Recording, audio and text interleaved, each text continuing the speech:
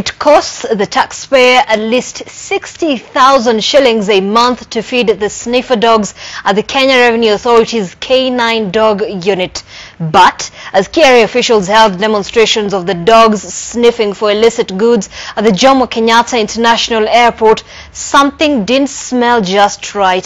Victor Kiprop reports on how the Taxman's sniffer dogs are not just as ready as they would be hoped to be.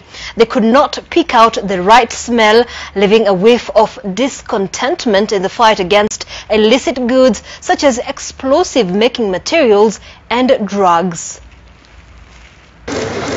The presence of illegal imports in the country is as a result of porous entry points, which in part comprise of compromised officials and systems that are not tight enough. The exposure of this puts pressure on the state agencies to display how they are dealing with these issues.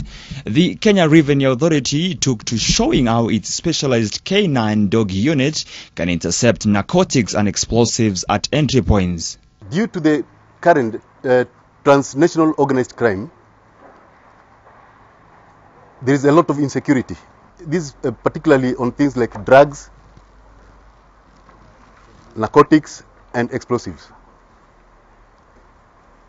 To mitigate this, we have employed the K9 at JKIA, working together with the scanners. And all was well until it was time to prove it. Now this lorry has materials used in making explosives hidden under its tires. And this dog, the one trained to specifically identify explosives, correctly identified where the explosives were hidden. Now this bag has narcotic substances planted in it. However, two of the special dogs tasked with discovering narcotics, including marijuana, cocaine and other substances, could barely trace the bags contained in them. In fact, one of the sniffer dogs actually seemed convinced that the substances were in the wrong bag.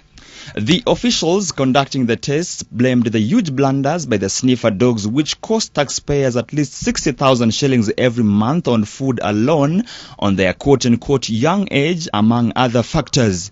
These failed tests notwithstanding, KRA officials say that sniffer dogs have made about 30 discoveries of narcotics at the JKIA since last year, but their failure to discover narcotics even after several attempts today raises questions on the effectiveness of the efforts to combat the movement of drugs and other illicit substances in the country through airports and other entry points.